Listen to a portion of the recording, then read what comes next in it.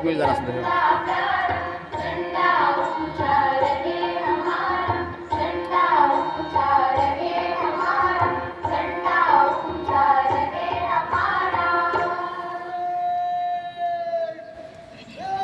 धन्यवाद गीतमंच। आजचा दिवस फक्त सुट्टीचा दिवस नाही, आजचा दिवस फक्त उत्सवाचा दिवस नाही, आजचा दिवस आहे त्या लाखो ज्ञात अज्ञात वीरांना स्मरण करण्याचा, ज्यांनी आपल्या वर्तमानासाठी स्वतःचे भविष्य अर्पण केलेले आहे, ज्यासाठी या देशातील लाखो क्रांतिकारकांनी आपल्या प्राणाची आहुती दिली, आपल्या देशाची शान, आपला अभिमान असलेला तिरंगा फडकवण्याचा ऐतिहासिक क्षण साजरा झालेला आहे। आज प्रत्येक सैनिकाला आपण मनापासून सलाम करूया आणि मग अभिमानाने आपल्या तिरंगाकडे पाहूया।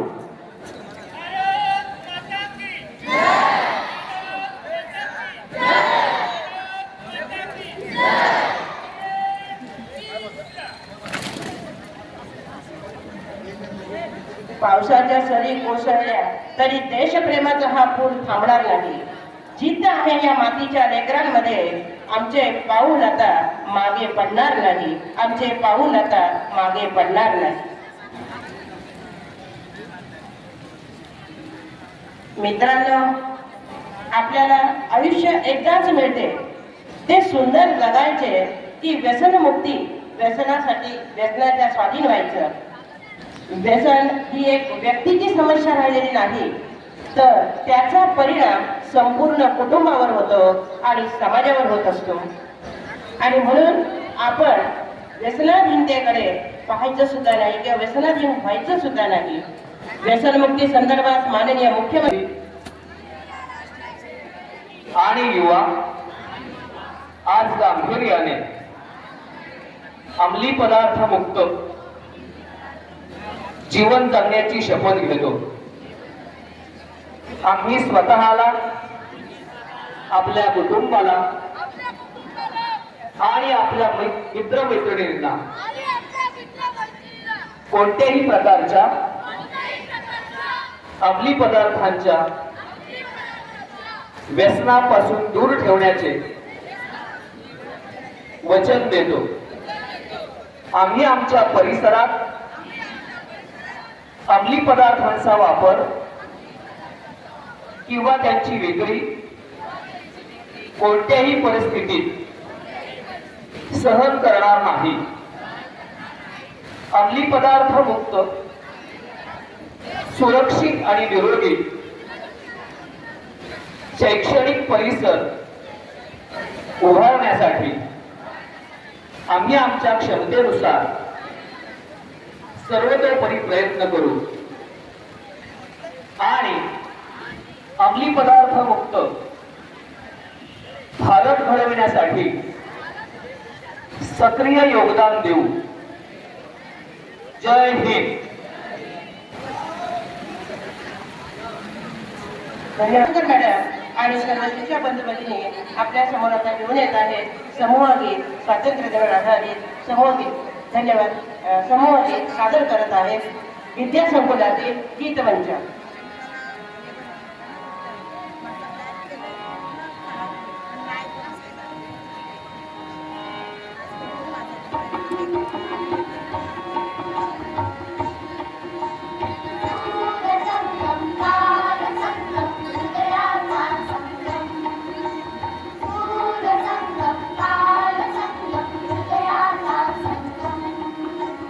आपण सारे मिळून गाऊ, आपण